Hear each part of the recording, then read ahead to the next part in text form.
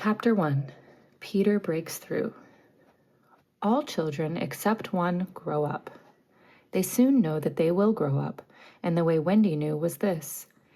One day, when she was 2 years old, she was playing in a garden, and she plucked another flower and ran with it to her mother. I suppose she must have looked rather delightful, for Mrs. Darling put her hand to her heart and cried, "Oh, why can't you remain like this forever?" This was all that passed between them on the subject, but henceforth Wendy knew that she must grow up. You always know after you are 2. 2 is the beginning of the end. Of course, they lived at 14, and until Wendy came, her mother was the chief one. She was a lovely lady with a romantic mind and such a sweet, mocking mouth. Her romantic mind was like the tiny boxes, one within the other, that come from the puzzling East. However many you discover, there is always one more. And her sweet, mocking mouth had one kiss on it that Wendy could never get, though there it was, perfectly conspicuous in the right-hand corner. The way Mr. Darling won her was this.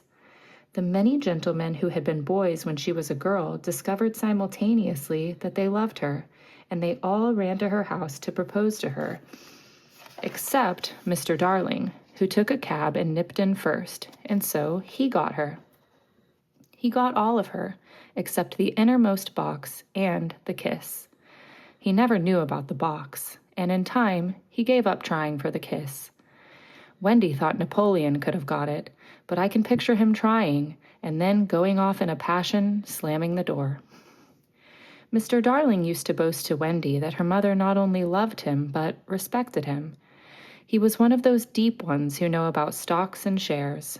Of course, no one really knows, but he quite seemed to know, and he often said stocks were up and shares were down in a way that would have made any woman respect him. Mrs. Darling was married in white, and at first she kept the books perfectly, almost gleefully, as if it were a game, not so much as a Brussels sprout was missing. But by and by, whole cauliflowers dropped out, and instead of them, there were pictures of babies without faces. She drew them when she should have been totting up. They were Mrs. Darling's guesses. Wendy came first, then John, then Michael. For a week or two after Wendy came, it was doubtful whether they would be able to keep her, as she was another mouth to feed.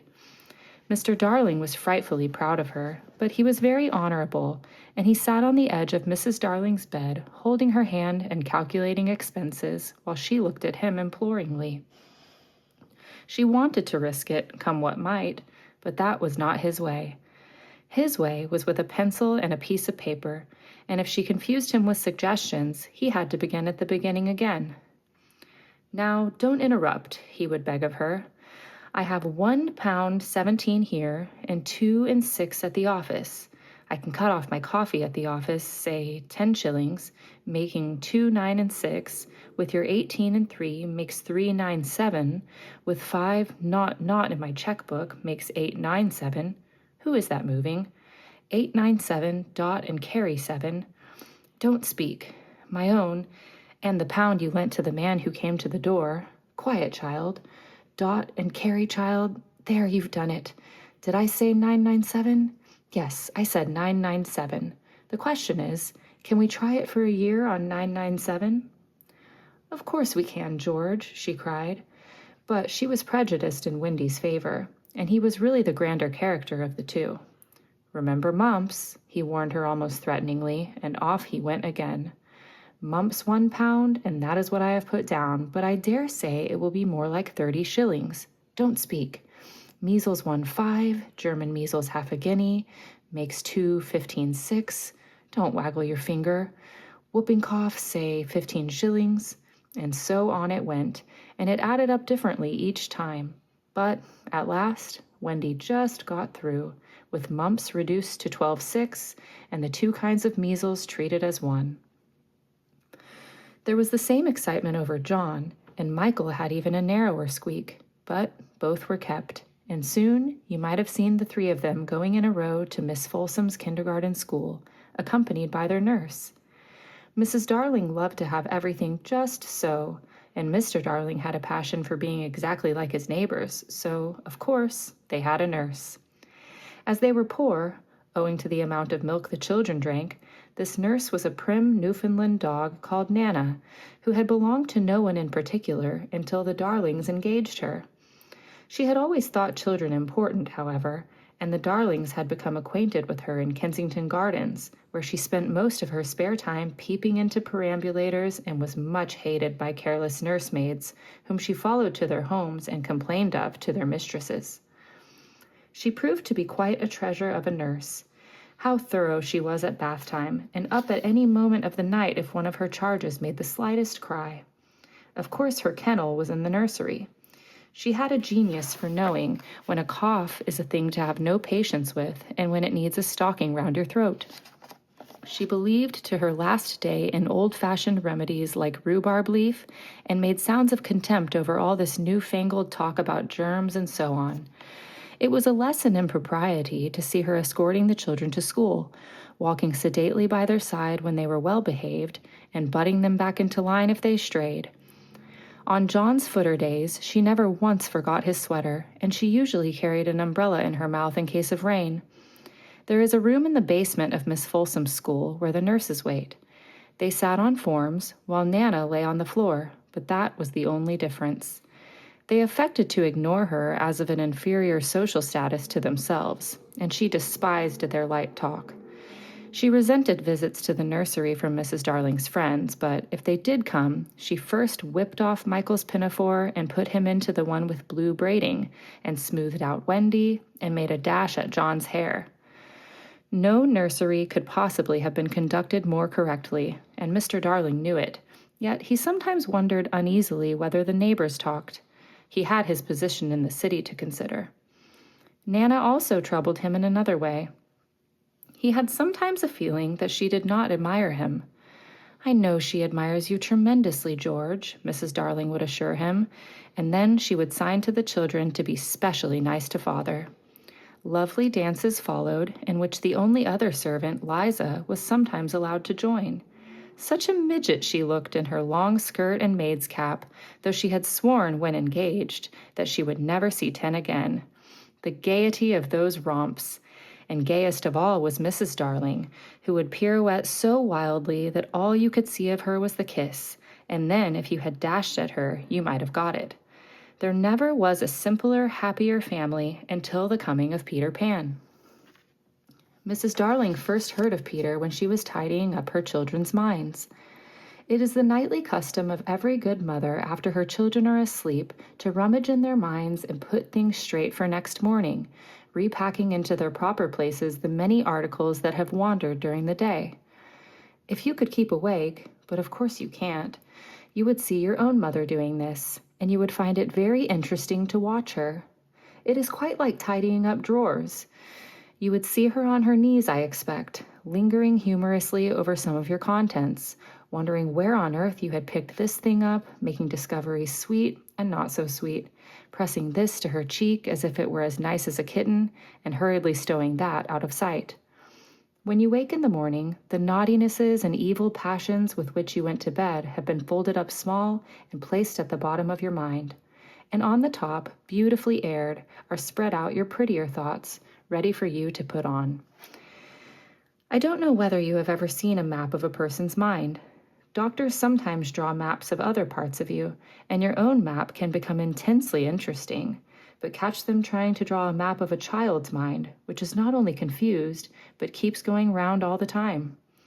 There are zigzag lines on it, just like your temperature on a card, and these are probably roads in the island, for the Neverland is always more or less an island, with astonishing splashes of color here and there, and coral reefs and rakish-looking craft in the offing, and savages and lonely lairs, and gnomes who are mostly tailors, and caves through which a river runs, and princes with 6 elder brothers, and a hut fast going to decay, and one very small old lady with a hooked nose. It would be an easy map if that were all, but there is also first day at school, religion, fathers, the round pond, needlework, murders, hangings, verbs that take the dative, chocolate pudding day, getting into braces, say 99, 3 pence for pulling out your tooth yourself, and so on. And either these are a part of the island or they are another map showing through, and it is all rather confusing, especially as nothing will stand still. Of course, the Neverlands vary a good deal. John's, for instance, had a lagoon with flamingos flying over it at which John was shooting, while Michael, who was very small, had a flamingo with lagoons flying over it. John lived in a boat turned upside down on the sands, Michael in a wigwam, Wendy in a house of leaves deftly sewn together. John had no friends, Michael had friends at night, Wendy had a pet wolf forsaken by its parents. But on the whole, the Neverlands have a family resemblance, and if they stood still in a row, you could say of them that they have each other's nose, and so forth. On these magic shores, children at play are forever beaching their coracles. We too have been there. We can still hear the sound of the surf, though we shall land no more. Of all delectable islands, the Neverland is the snuggest and most compact. Not large and sprawly, you know, with tedious distances between one adventure and another, but nicely crammed. When you play at it by day with the chairs and tablecloth, it is not in the least alarming, but in the 2 minutes before you go to sleep, it becomes very nearly real. That is why there are nightlights. Occasionally in her travels through her children's minds, Mrs. Darling found things she could not understand, and of these quite the most perplexing was the word Peter. She knew of no Peter, and yet he was here and there in John and Michael's minds, while Wendy's began to be scrawled all over with him. The name stood out in bolder letters than any of the other words, and as Mrs. Darling gazed, she felt that it had an oddly cocky appearance. Yes, he is rather cocky, Wendy admitted with regret. Her mother had been questioning her. But who is he, my pet? He is Peter Pan, you know, Mother. At first, Mrs. Darling did not know, but after thinking back into her childhood, she just remembered a Peter Pan who was said to live with the fairies. There were odd stories about him, as that when children died, he went part of the way with them so that they should not be frightened. She had believed in him at the time, but now that she was married and full of sense, she quite doubted whether there was any such person. Besides, she said to Wendy, he would be grown up by this time. Oh, no, he isn't grown up, Wendy assured her confidently, and he is just my size. She meant that he was her size in both mind and body. She didn't know how she knew. She just knew it. Mrs. Darling consulted Mr. Darling, but he smiled pooh-pooh. Mark my words, he said. It is some nonsense Nana has been putting into their heads. Just the sort of idea a dog would have. Leave it alone, and it will blow over. But it would not blow over, and soon the troublesome boy gave Mrs. Darling quite a shock. Children have the strangest adventures without being troubled by them. For instance, they may remember to mention, a week after the event happened, that when they were in the wood, they met their dead father and had a game with him. It was in this casual way that Wendy one morning made a disquieting revelation. Some leaves of a tree had been found on the nursery floor, which certainly were not there when the children went to bed, and Mrs. Darling was puzzling over them when Wendy said with a tolerant smile, I do believe it is that Peter again. Whatever do you mean, Wendy? It is so naughty of him not to wipe his feet, Wendy said, sighing. She was a tidy child. She explained in quite a matter-of-fact way that she thought Peter sometimes came to the nursery in the night and sat on the foot of her bed and played on his pipes to her. Unfortunately, she never woke, so she didn't know how she knew. She just knew. What nonsense you talk, Precious. No one can get into the house without knocking. I think he comes in by the window, she said. My love, it is 3 floors up. Were not the leaves at the foot of the window, Mother? It was quite true. The leaves had been found very near the window. Mrs. Darling did not know what to think, for it all seemed so natural to Wendy that you could not dismiss it by saying she had been dreaming. My child, the mother cried, why did you not tell me of this before? I forgot, said Wendy lightly. She was in a hurry to get her breakfast. Oh, surely she must have been dreaming. But, on the other hand, there were the leaves. Mrs. Darling examined them carefully. They were skeleton leaves, but she was sure they did not come from any tree that grew in England. She crawled about the floor, peering at it with a candle for marks of a strange foot. She rattled the poker up the chimney and tapped the walls. She let down a tape from the window to the pavement, and it was a sheer drop of 30 feet without so much as a spout to climb up by. Certainly Wendy had been dreaming. But Wendy had not been dreaming, as the very next night showed, the night on which the extraordinary adventures of these children may be said to have begun. On the night we speak of, all the children were once more in bed. It happened to be Nana's evening off, and Mrs. Darling had bathed them and sung to them till one by one they had let go her hand and slid away into the land of sleep. All were looking so safe and cozy that she smiled at her fears now and sat down tranquilly by the fire to sew. It was something for Michael, who on his birthday was getting into shirts. The fire was warm, however, and the nursery dimly lit by 3 nightlights, and presently the sewing lay on Mrs. Darling's lap.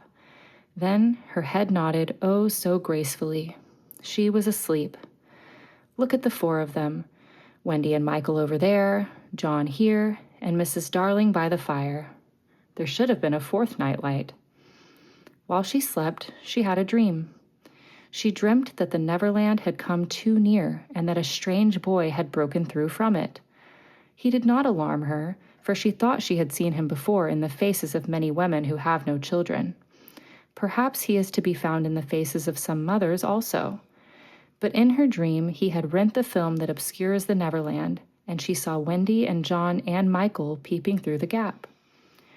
The dream by itself would have been a trifle, but while she was dreaming, the window of the nursery blew open, and a boy did drop on the floor. He was accompanied by a strange light, no bigger than your fist, which darted about the room like a living thing. And I think it must have been this light that wakened Mrs. Darling. She started up with a cry and saw the boy, and somehow she knew at once that he was Peter Pan. If you or I or Wendy had been there, we should have seen that he was very like Mrs. Darling's kiss. He was a lovely boy, clad in skeleton leaves and the juices that ooze out of the trees. But the most entrancing thing about him was that he had all his first teeth. When he saw she was a grown-up, he gnashed the little pearls at her.